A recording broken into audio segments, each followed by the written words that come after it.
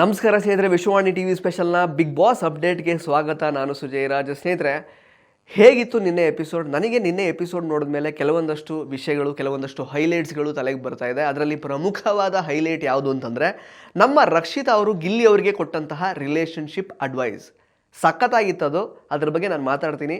ಅದನ್ನು ಬಿಟ್ಟರೆ ನಮ್ಮ ಕಾವ್ಯ ಮತ್ತು ಗಿಲ್ಲಿ ಅವರ ನಡುವಿನ ವೈಮನಸ್ಯ ಏನಿದೆಯಲ್ಲ, ಅದು ಕಡಿಮೆ ಆಗುವಂತಹ ಲಕ್ಷಣಗಳೇ ಕಾಣ್ತಾ ಇಲ್ಲ.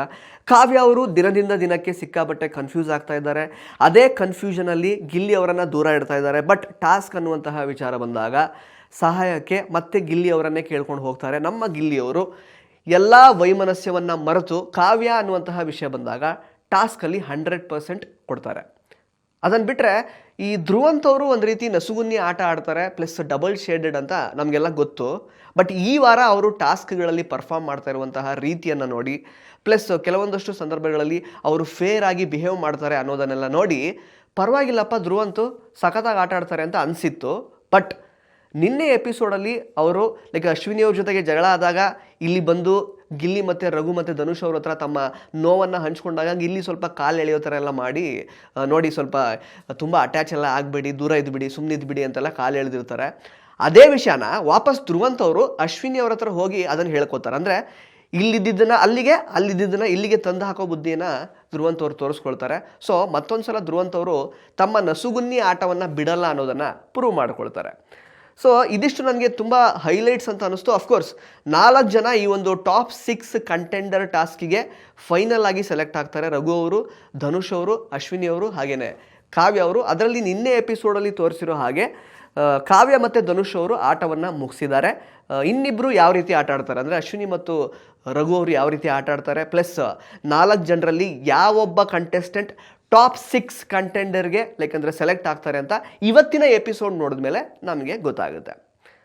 ಇನ್ನು ನೆಕ್ಸ್ಟ್ ನಿನ್ನೆ ಎಪಿಸೋಡ್ ಬಗ್ಗೆ ಸ್ವಲ್ಪ ಡೀಟೇಲ್ ಆಗಿ ಮಾತಾಡೋದಾದರೆ, ರಘು ಮತ್ತು ರಾಶಿಕಾ ಅವ್ರ ನಡುವೆ ಯಾರನ್ನು ಸೆಲೆಕ್ಟ್ ಮಾಡಬೇಕು ಮುಂದಿನ ಹಂತಕ್ಕೆ ಟಾಸ್ಕಿಗೆ ಅಂತ ಬಂದಾಗ, ರಾಶಿಕಾ ಅವರು ಅಫ್ಕೋರ್ಸ್ ಒಂದು 29 ನಿಮಿಷ ಮಾತ್ರ ಆಟ ಆಡಿರ್ತಾರೆ. ಅಂದರೆ ತಾಕತ್ತಿದ್ರೆ ತಡೆದುಕೋ ಅನ್ನುವಂತಹ ಟಾಸ್ಕಲ್ಲಿ. ಹಾಗಾಗಿ ಆಬ್ವಿಯಸ್ ಆಗಿ ಅದು ರಘು ಅವ್ರ ಕಡೆನೇ ಅಂದರೆ ಆ ಒಂದು ಓಟ್ ಬೀಳುತ್ತೆ. ರಾಶಿಕಾ ಅವರು ರಘು ಅವ್ರಿಗೆ ಬಿಟ್ಕೊಡ್ತಾರೆ, ನೆಕ್ಸ್ಟ್ ನೀವೇ ಆಟ ಆಡಿ, ನಾನು ಚೆನ್ನಾಗಿ ಆಟ ಆಡಿಲ್ಲ ಅಂತ. ಅದಾದಮೇಲೆ ಅಂದರೆ ಅಶ್ವಿನಿ ಮತ್ತು ಧ್ರುವಂತ್ ಅವರ ನಡುವೆ ಈ ಬರಹ ಎಂಥ ಘೋರ ಅನ್ನುವಂತಹ ಟಾಸ್ಕ್ ಆಗುತ್ತೆ. ಇದು ಭಯಂಕರ ನಕಾರಾತ್ಮಕ ಟಾಸ್ಕ್ ಅಂತ ನಾನು ಹೇಳ್ತೀನಿ. ಬಿಕಾಸ್ ಈಗ ಅಶ್ವಿನಿ ಮತ್ತು ಈ ಕಡೆ ಧ್ರುವಂತ್ ಅವರು ಅಂದರೆ ಟೋಪಿ ಎಲ್ಲ ಹಾಕೊಂಡು, ಒಂದು ಕ್ಯಾಪ್ ಎಲ್ಲ ಹಾಕೊಂಡು ನಿಂತಿರ್ತಾರಂತೆ. ಈ ಕಡೆ ಬೋರ್ಡ್ ಮೇಲೆ ಅವರಿಬ್ಬರ ಬಗ್ಗೆ ನಕಾರಾತ್ಮಕ ಕೆಲವೊಂದಷ್ಟು ವಿಷಯಗಳನ್ನು ಬೇರೆ ಕಂಟೆಸ್ಟೆಂಟ್ಸ್ ಬರಿಬೇಕಂತೆ. ಅದನ್ನು ಇವರು ಹೋಗಿ ಏನೋ ಒರೆಸ್ಬೇಕಂತೆ. It was all very negative ಅಲ್ವಾ? ಅದು ಏನಿದೆ ಅವಶ್ಯಕತೆ ಅದರಲ್ಲಿ? ಅಂದರೆ ನೋಡಿ, ಈಗ ಟಾಸ್ಕ್ ಆದಮೇಲೆ ಅಶ್ವಿನಿಯವರು ಮತ್ತು ಧ್ರುವಂತ್ ಅವರು ಬೇಜಾರು ಮಾಡಿಕೊಂಡ್ರು. ಕಳ್ಳಿ, ಸುಳ್ಳಿ ಅಥವಾ ವಾಟೆವರ್ ಏನೇನೆಲ್ಲ ಒಂದು ನಕಾರಾತ್ಮಕ ವಿಷಯಗಳನ್ನು ಅಂದರೆ ಮನೆಯವರು ನನ್ನ ಬಗ್ಗೆ ಬರೆದ್ರು, ಮತ್ತು ಮ್ಯಾನಿಪುಲೇಟ್ ಮಾಡ್ತಾರೆ, ಅಥವಾ ಕನ್ನಿಂಗು, ಅಥವಾ ಎಷ್ಟೊಂದು ವಿಷಯಗಳನ್ನು ಆ್ಯಕ್ಚುಲಿ ಬರೆದ್ರು ಅಂತ ಬೇಜಾರು ಮಾಡಿಕೊಂಡ್ರು. ಆ್ಯಕ್ಚುಲಿ ಈ ಥರ ಅಂದರೆ ಕಂಟೆಸ್ಟೆಂಟ್ಸ್ಗಳ ನಡುವೆ ಕಂದಕವನ್ನು ಸೃಷ್ಟಿ ಮಾಡಬಹುದಾದಂತಹ ಟಾಸ್ಕ್ಗಳನ್ನು ಕೊಡುವಂತಹ ಅವಶ್ಯಕತೆ ಆದರೂ ಏನಿದೆ? ಬಿಟಾಕಿ. ಇದರಲ್ಲಿ ಅಶ್ವಿನಿ ಅವರು ಗೆದ್ದರು ಆ್ಯಕ್ಚುಲಿ ಈ ಒಂದು ಟಾಸ್ಕಲ್ಲಿ. ಬಿಕಾಸ್ ಕಾವ್ಯ ಅವರು ಮತ್ತು ಗಿಲ್ಲಿ ಅವರೇ ಜಾಸ್ತಿ ಅಂದರೆ ಅವರ ಬೋರ್ಡಲ್ಲಿ ಅವ್ರ ಬಗ್ಗೆ ನಕಾರಾತ್ಮಕ ವಿಷಯಗಳನ್ನು ಬರೆದಿದ್ರು. ಹಾಗಾಗಿ ಬೇಗ ಅಳಿಸೋದಕ್ಕೆ ಸಾಧ್ಯ ಆಯಿತು, ಅಶ್ವಿನಿ ಅವರು ವಿನ್ ಆದರು. ಬಟ್ ಈ ಒಂದು ಟಾಸ್ಕ್ ನೆಸಸರಿ ಇರಲಿಲ್ಲ ಅಂತ ನನಗನ್ನಿಸ್ತು. ಅದಾದಮೇಲೆ ಒಂದು ಹಂತದಲ್ಲಿ ನಮ್ಮ ಅಶ್ವಿನಿ ಮತ್ತು ಧ್ರುವಂತ್ ಅವ್ರ ನಡುವೆ ಜಗಳ ಆಗೋಗುತ್ತೆ. ಅಂದರೆ ಏನೋ ಒಂದು ತುಪ್ಪ ಯೂಸ್ ಮಾಡಿರ್ತಾರೆ ಅಂತ ಅಲ್ಲಿ ಸ್ವಲ್ಪ ಟ್ರಿಗರ್ ಆಗಿರುತ್ತೆ. ತುಪ್ಪನ ಯೂಸ್ ಮಾಡಿಕೊಂಡು ರಘು ಅವ್ರಿಗೆ ಮತ್ತು ರಾಶಿಕಾ ಅವ್ರಿಗೆ ಅಂದರೆ ಆ ಒಂದು ಟಾಸ್ಕ್ ಇರುತ್ತಲ್ಲ, ತಾಕತ್ತಿದ್ರೆ ತಡ್ಕೋ ಅನ್ನುವಂತಹ ಟಾಸ್ಕಲ್ಲಿ ಅಂದರೆ ಸ್ವಲ್ಪ ಅವ್ರನ್ನ ಡಿವಿಯೇಟ್ ಮಾಡುವಂತಹ ಪ್ರಯತ್ನವನ್ನು ಅಶ್ವಿನಿ ಅವ್ರು ಮಾಡಿರ್ತಾರೆ. ಅದು ಧ್ರುವಂತಿಗೆ ಓಕೆ ಆಗಿರಲ್ಲ. ತುಪ್ಪ ಯಾಕೆ ಯೂಸ್ ಮಾಡಿದ್ರಿ, ಎಣ್ಣೆನೇ ಇತ್ತಲ್ವ ಅಂತೆಲ್ಲ ರಾತ್ರಿ ಮಾತಾಡ್ಕೊಂಡಿರ್ತಾರೆ. ಬಟ್ ಬೆಳಗ್ಗೆ ಎದ್ದಾಗ ಪೂಜೆ ವಿಷಯ ಅಂತ ಬಂದಾಗ ಈಗೇನು ಏನೋ ಧ್ರುವಂತ್ ಅವರು ಪೂಜೆ ಮಾಡಿ ಮುಡಿಸಿದ್ದಂತಹ ಹೂವನ್ನು ತೊಗೊಂಡೋಗಿ ಅಶ್ವಿನಿ ಅವರು ಬಾಗ್ಲತ್ರ ಇಟ್ಟಿರ್ತಾರೆ. ಅದರಿಂದ ಸಿಕ್ಕಾಪಟ್ಟೆ ಟ್ರಿಗರ್ ಆಗಿ ಅಲ್ಲಿ ಸ್ವಲ್ಪ ಮಾತಿನ ಚಕಮಕಿ ಎಲ್ಲ ಆಗುತ್ತೆ ಧ್ರುವಂತ್ ಅವ್ರಿಗೆ, ಅಶ್ವಿನಿ ಅವರಿಗೆ. ಆಗ ಧ್ರುವಂತ್ ಅವ್ರು ಆಚೆ ಬಂದು ಗಿಲ್ಲಿ ಮತ್ತು ರಘು ಮತ್ತು ಧನುಷ್ ಅವ್ರ ಹತ್ರ ತಮ್ಮ ದುಃಖವನ್ನು ತೋಡ್ಕೊಳ್ತಾರೆ. ಅಂದರೆ ಈ ಅಮ್ಮ ನನಗೆ ಒಂಥರ ತುಂಬ ಇರಿಟೇಷನ್ ಆಗುತ್ತೆ, ನಂಗೆ ತಡ್ಕೊಳಕ್ಕಾಗ್ತಾ ಇಲ್ಲ, ಈ ಥರದ್ದೆಲ್ಲ ಮಾಡ್ತಾರೆ ಇವರು, ಏನೋ ಮನೆಯವರೆಲ್ಲ ಟಾರ್ಗೆಟ್ ಮಾಡ್ತಾ ಇದ್ದಾರೆ ಅಂತ ಅವ್ರ ಪರವಾಗಿ ನಾನು ನಿಂತಿದ್ದೀನಿ ಅಷ್ಟೇ, ನೋಡಿದ್ರೆ ಈ ಥರ ಎಲ್ಲ ಮಾಡ್ತಾರೆ, ನನಗೆ ತುಂಬ ನೆತ್ತಿಗೇರುತ್ತೆ ಕೋಪ ಅಂತೆಲ್ಲ ಮಾತಾಡ್ಕೊಳ್ತಾರೆ. ಆ ಟೈಮಲ್ಲಿ ಗಿಲ್ಲಿ ಮತ್ತು ರಘು ಅವರು ಸ್ವಲ್ಪ ಕಾಲು ಎಳೆಯೋ ಪ್ರಯತ್ನ ಎಲ್ಲ ಮಾಡ್ತಾರೆ ಜೋಕಿಗೇನೆ. ಅಂದರೆ ಏನಣ್ಣ ನೀನು ನೋಡೋಣ, ಅವ್ರ ಹತ್ರ ನೀನು ಹೋಗಿ ನಿಂತ್ಕೊಂಡೆ, ಅವ್ರಿಗೆ ಸಪೋರ್ಟ್ ಆಗಿದ್ದೆ, ನೋಡ್ದೆ ನಿನಗೆ ವಾಪಸ್ ಇದಾಯಿತು, ನೀನು ಸುಮ್ಮನೆ ಬಿಟ್ಬಿಡೋಣ ಅಂದರೆ ನಿನ್ನ ಪಾಡಿಗೆ ನೀನು ಸುಮ್ಮನೆ ಇದ್ಬಿಡು, ದೂರ ಇದ್ಬಿಡು, ಅದೇ ಬಿಟ್ಟರು ಅಂತೆಲ್ಲ ಗಿಲ್ಲಿ ಅವರು ಕಾಲು ಎಳೆದಿರ್ತಾರೆ. ಇದೇ ಸಿಚುವೇಶನನ್ನು ಇಟ್ಕೊಂಡು ಧ್ರುವಂತವರು ಅಶ್ವಿನಿ ಅವ್ರ ಜೊತೆಗೆ ಮತ್ತೆ ಮಾತಾಡುವಾಗ ಗಿಲ್ಲಿ ಏನೇನೇನೋ ಪ್ರಯತ್ನ ಪಟ್ಟ, ನನ್ನಿಂದ ಬಾಯಿ ಬಿಡ್ಸೋಕ್ಕೆ ಪ್ರಯತ್ನ ಪಟ್ಟ, ಆ ಟೈಮಲ್ಲಿ ನಾನು ನನ್ನ ಬಾಯಿಂದ ಏನೂ ಬರಲಿಲ್ಲ ಅಂತ ಅಶ್ವಿನಿ ಅವ್ರ ಹತ್ರ ಯಾಕಂದರೆ ವಾಪಸ್ ಅಲ್ಲಿ ನಡೆದಿದ್ದನ್ನು ಇಲ್ಲಿ ಹೇಳಿರ್ತಾರೆ. ಹಂಗೆ ನೋಡೋಕೋದ್ರೆ ಇಲ್ಲಿ ಗಿಲ್ಲಿ ಮತ್ತು ರಘು ಹತ್ರ ಧ್ರುವಂತವರು ಸೀರಿಯಸ್ ಆಗಿ ಕಂಪ್ಲೇಂಟ್ ಮಾಡಿರ್ತಾರೆ ಅಶ್ವಿನಿ ಅವ್ರ ಬಗ್ಗೆ. ನೋಡ್ದ ಹೆಂಗೆ ನನಗೆ ಇರಿಟೇಟ್ ಆಗ್ತಾ ಇದೆ ಅಶ್ವಿನಿ ಅವರಿಂದ ಅಂತ. ಮತ್ತು ವಾಪಸ್ ತಂದು ಅಶ್ವಿನಿ ಅವರಿಗೆ ಇಲ್ಲಿ ಗಿಲ್ಲಿ ಏನೇನೋ ಪ್ರಯತ್ನ ಪಟ್ಟ ನನ್ನಿಂದ ಅಂದರೆ ಹೊರಗಡೆ ತೆಗೆಸೋದಕ್ಕೆ ವಿಷಯಗಳನ್ನು ಅಂತ ಅಲ್ಲಿ ಹೇಳ್ತಾರೆ. ಸೊ ಅಲ್ಲಿ ಧ್ರುವಂತವರು ಯಾವ ರೀತಿ ನಸುಗುನ್ನಿ ಆಟ ಆಡ್ತಾರೆ ಅಂತ ಅಲ್ಲೊಂದ್ಸಲ ಪ್ರೂವ್ ಆಗುತ್ತೆ.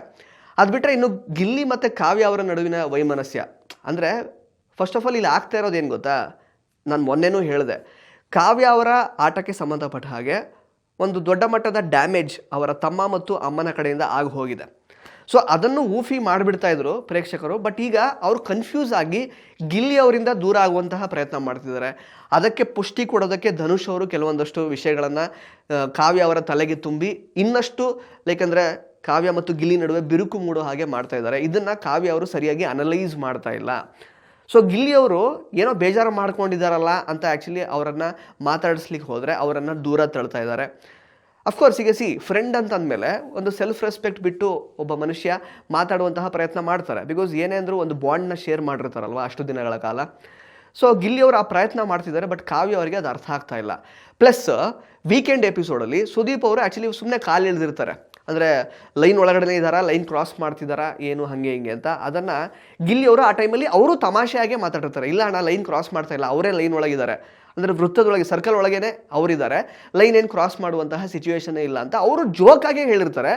ಈಗ ಕಾವ್ಯ ಅವರು ಅದನ್ನು ಕನ್ಫ್ಯೂಸ್ ಮಾಡಿಕೊಂಡು ನೀನು ಯಾವ ಥರ ಅದನ್ನು ಹೇಳ್ತಾ ಇದೆಯಾ, ಮೊನ್ನೆ ಬೇರೆ ಇನ್ನೊಬ್ಬರಿಂದ ಹೇಳಿಕೆ ಮಾತುಗಳನ್ನು ಕೇಳಿ ನಾನೇನೋ ಬೇರೆ ಥರ ಚೇಂಜ್ ಆಗಿದ್ದೀನಿ ಅಂತೆಲ್ಲ ಬೇರೆಯವ್ರಿಗೆ ಹೇಳ್ತಿದ್ದೆ, ಅದು ನನಗೇ ಹೇಳಿದೆ ಅಂತ ಗೊತ್ತಾಯಿತು, ಹಾಗೆ ಹಿಂಗೆ ಅಂತ ಅವ್ರು ಆ್ಯಕ್ಚುಲಿ ತುಂಬ ಮನಸ್ಸಿಗೆ ತಗೊಂಡು ಕನ್ಫ್ಯೂಸ್ ಆಗಿ ಗಿಲ್ಲಿಯವ್ರ ಮೇಲೇ ತಪ್ಪು ತಿಳ್ಕೊಂಡು ಅವರನ್ನು ದೂರ ಇಡುವಂತಹ ಪ್ರಯತ್ನ ಮಾಡ್ತಾ ಇದ್ದಾರೆ. ನೋಡೋದಕ್ಕೆ ಒಂದು ರೀತಿ ಸರಿ ಅನ್ನಿಸ್ತಾ ಇಲ್ಲ. ಅಂದರೆ ಇಬ್ಬರು ಫ್ರೆಂಡ್ಗಳ ನಡುವೆ ಈ ಥರದ್ದು ಆ್ಯಕ್ಚುಲಿ ಡಿಫ್ರೆನ್ಸಸ್ ಆಫ್ ಒಪಿನಿಯನ್ ಬರುತ್ತೆ ಇಲ್ಲ ಅಂತಲ್ಲ. ಬಟ್ ಆ ಡಿಫ್ರೆನ್ಸಸ್ ಆಫ್ ಒಪಿನಿಯನ್ ಬರೋದಕ್ಕೆ ಆ ಇಬ್ಬರು ಫ್ರೆಂಡ್ಸ್ಗಳ ವರ್ತನೆ ಅಷ್ಟೇ ಕಾರಣ ಆಗಿರಬೇಕೇ ಹೊರತು ಎಕ್ಸ್ಟರ್ನಲ್ ಫೋರ್ಸಸ್ಸಿಂದ ಏನಾದರೂ ಕೆಲವೊಂದಷ್ಟು ವಿಷಯಗಳು ಬಂದಾಗ ಅದನ್ನು ಆ್ಯಕ್ಚುಲಿ ಬದಿಗಿಟ್ಟು ನಮ್ಮಿಬ್ಬರ ಬಗ್ಗೆ ಏನು ಅನಿಸುತ್ತೆ ಅಂತ ಆ್ಯಕ್ಚುಲಿ ಕೂಲಂಕುಷವಾಗಿ ಸ್ವಲ್ಪ ಅನಲೈಸ್ ಮಾಡಬೇಕು ಕಾವ್ಯ ಅವರು. ಅದನ್ನು ಬಿಟ್ಟು ಧನುಷ್ ಈ ಕಡೆಯಿಂದ ಏನೋ ಒಂದು ಹೇಳಿದ್ದಾರೆ, ಸುದೀಪ್ ಸರ್ ಏನೋ ಕಾಮಿಡಿ ಮಾಡಿದ್ರು, ಅಥವಾ ಇನ್ನೊಂದೇನೋ ಇಲ್ಲಿ ನಮ್ಮ ತಾಯಿ ಮತ್ತು ತಮ್ಮನವರು ಈ ರೀತಿ ಇನ್ಪುಟ್ಸ್ ಎಲ್ಲ ಕೊಟ್ಟು ಹೋದರು, ಅದರಿಂದ ನಾನು ಯಾವ ಥರ ಬಿಹೇವ್ ಮಾಡಬೇಕು ಅಂತ ಗೊತ್ತಾಗ್ದೇ ಕನ್ಫ್ಯೂಸ್ಡ್ ಆಗಿ ಅವರು ಆ್ಯಕ್ಚುಲಿ ಗಿಲ್ಲಿನ ದೂರ ಇಡುವಂತಹ ಪ್ರಯತ್ನ ಮಾಡ್ತಿರೋದೇ ಅವರಿಗೆ ಆ್ಯಕ್ಚುಲಿ ಅವರ ಆಟಕ್ಕೆ ಅದು ಮುಳುವಾಗ್ತಾ ಇದೆ ಅಂತ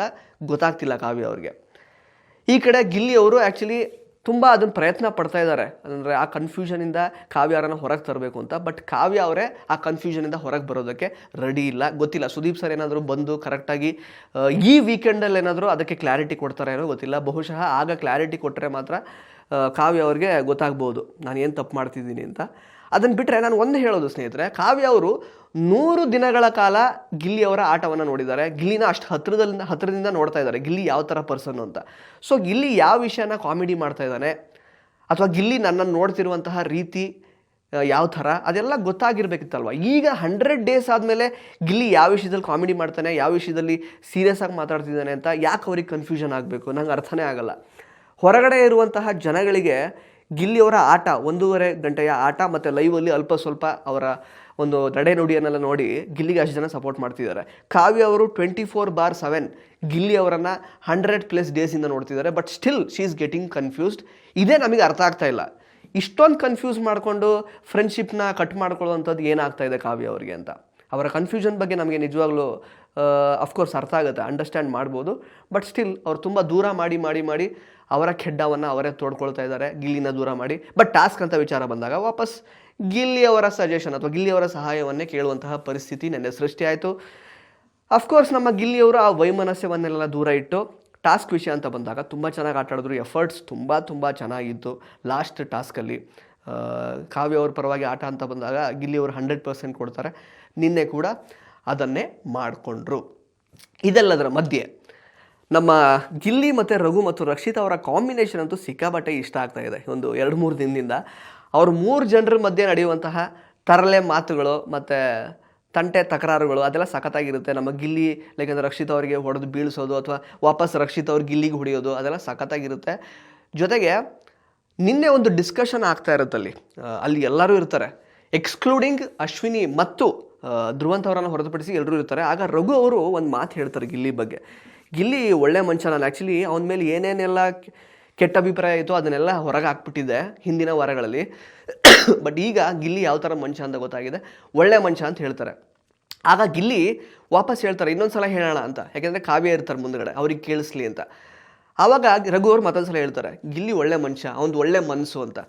ನೋಡೋಣ ಅರ್ಥ ಆಯ್ತಾ ಅನ್ನೋ ಥರ ಎಲ್ಲ ಗಿಲ್ಲಿ ಹೇಳ್ತಾರೆ. ಇದು ಆ್ಯಕ್ಚುಲಿ ಎಪಿಸೋಡಲ್ಲಿ ಬಂದಿಲ್ಲ, ಲೈವಲ್ಲಿ ಬಂದಿದೆ ನೋಡಿ. ಇದು ತೋರಿಸಿರ್ತಿದ್ರೆ ನಮ್ಮ ಗಿಲ್ಲಿ ಹವಾ ಏನು ಅಂತ ಪ್ರೇಕ್ಷಕರಿಗೆ ಇನ್ನೂ ಚೆನ್ನಾಗಿ ಗೊತ್ತಾಗಿರೋದು, ಎಪಿಸೋಡ್ ನೋಡುವಂತಹ ಪ್ರೇಕ್ಷಕರಿಗೆ.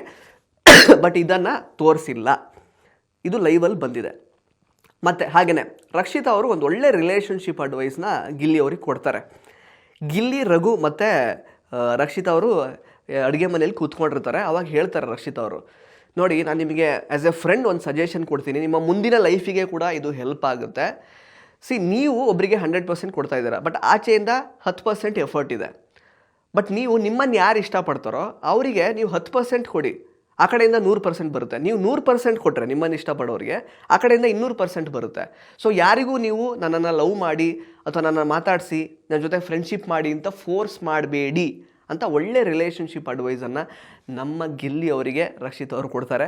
ಇಲ್ಲೆಲ್ಲೂ ರಕ್ಷಿತ್ ಅವ್ರು ಯಾರ ಹೆಸರನ್ನು ತಗೊಳ್ತಾ ಇಲ್ಲ, ಗಿಲ್ಲಿ ಅವರು ಯಾಕೆಂದರೆ ಯಾರಿಗೆ ಫೋರ್ಸ್ ಮಾಡ್ತಿದ್ದಾರೆ ಹಾಗೆ ಹಿಂಗೆ ಅಂತ. But it is very much understood ಅವ್ರು ಯಾರನ್ನು ಅಂದರೆ ಬೆಟ್ ಮಾಡಿ ಈ ಒಂದು ಪಾಯಿಂಟ್ನ, ಈ ಒಂದು ಸಜೆಷನನ್ನು ಗಿಲ್ಲಿ ಅವರಿಗೆ ಕೊಟ್ಟರು ಅಂತ.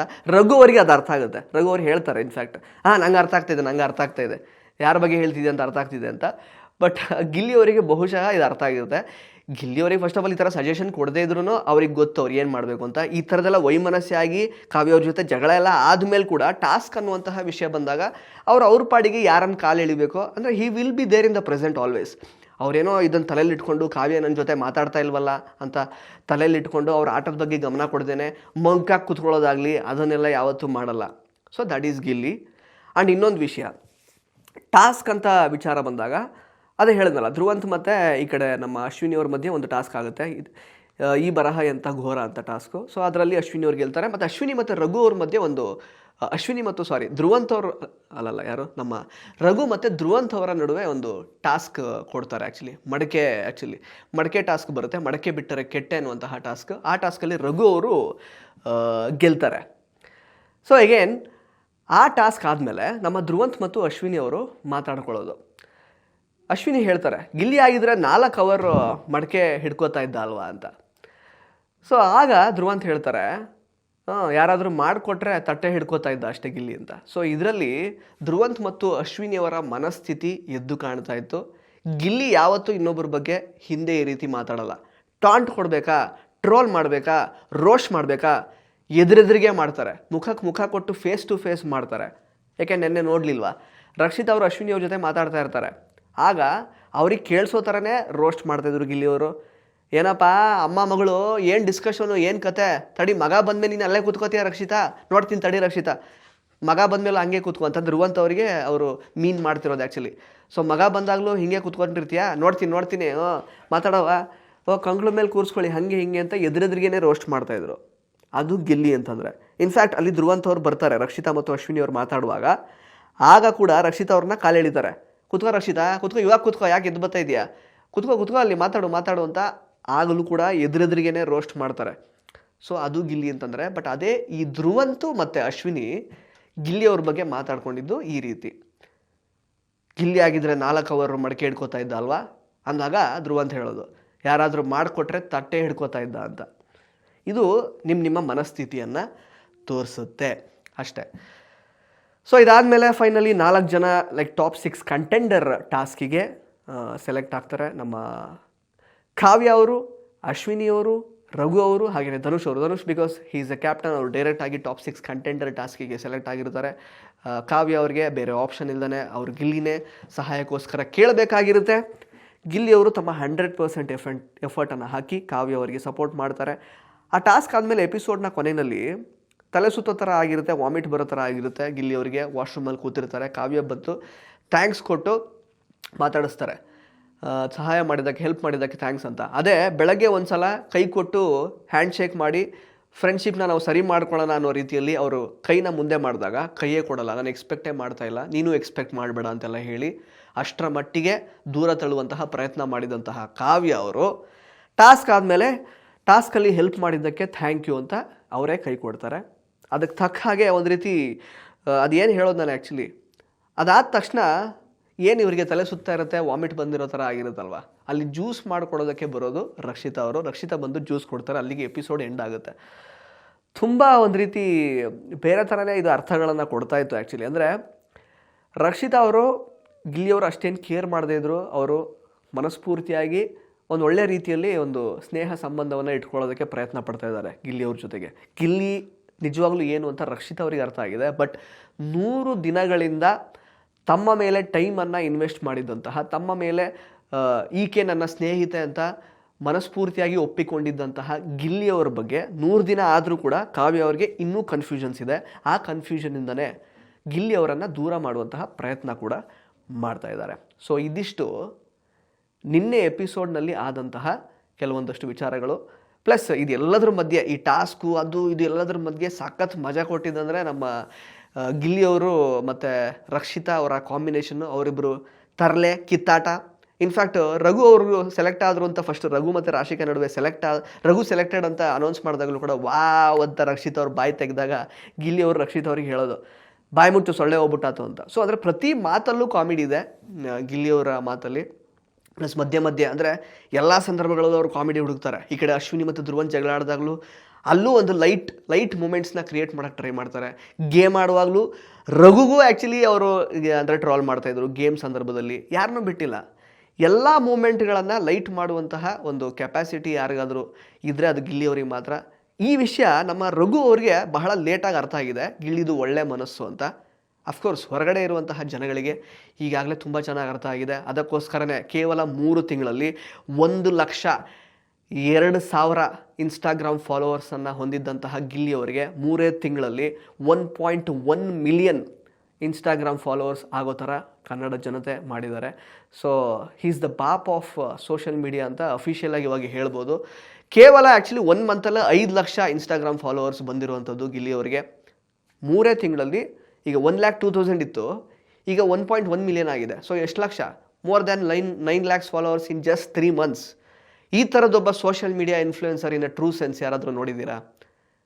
ಹೀ is an influencer in every which way. Actually literal ಮೀನಿಂಗಲ್ಲಿ ಹೇಳೋಕೆ ಹೋದ್ರೂ ಜನಗಳ ಮನಸ್ಸನ್ನು ತುಂಬ ಯಾಕಂದರೆ ಹಾರ್ಟ್ಫುಲಿ ಕಬ್ಜಾ ಮಾಡಿರುವಂತಹ, ಇನ್ಫ್ಲೂಯೆನ್ಸ್ ಮಾಡಿರುವಂತಹ ಒಬ್ಬ ಬಿಗ್ ಬಾಸ್ ಕಂಟೆಸ್ಟೆಂಟ್ ಯಾರಾದರೂ ಇದೆ ಅದು ಗಿಲ್ಲಿ ಮಾತ್ರ. ಗಿಲ್ಲಿ ಅವರ ಈ ಒಂದು ಫ್ಯಾನ್ ಬೇಸ್ ಬಗ್ಗೆ, ಇನ್ಸ್ಟಾಗ್ರಾಮ್ ಫಾಲೋವರ್ಸ್ 1 ಮಿಲಿಯನ್ ದಾಟಿರೋದ್ರ ಬಗ್ಗೆ ಸಪ್ರೇಟ್ ವೀಡಿಯೋನ ನಾನು ಮಾಡ್ತೀನಿ. ಸೊ ಇದಿಷ್ಟು ನಿನ್ನೆ ಎಪಿಸೋಡ್ನ ಹೈಲೈಟ್ಸ್ ಆಗಿತ್ತು. ನಿಮಗೆ ನಿನ್ನೆ ಎಪಿಸೋಡ್ ನೋಡಿದ್ಮೇಲೆ ಏನಿಸ್ತು ಅಂತ ದಯವಿಟ್ಟು ಕಮೆಂಟ್ ಬಾಕ್ಸಲ್ಲಿ ಕಮೆಂಟ್ ಮಾಡಿ ತಿಳಿಸಿ. ಧನ್ಯವಾದ. ಇಂಟ್ರೆಸ್ಟಿಂಗ್ ಮತ್ತು ಇನ್ಫಾರ್ಮೇಟಿವ್ ವಿಡಿಯೋಗಳನ್ನು ಮಿಸ್ ಮಾಡ್ಕೋಬೇಡಿ. ಈಗಲೇ ಸಬ್ಸ್ಕ್ರೈಬ್ ಮಾಡಿ.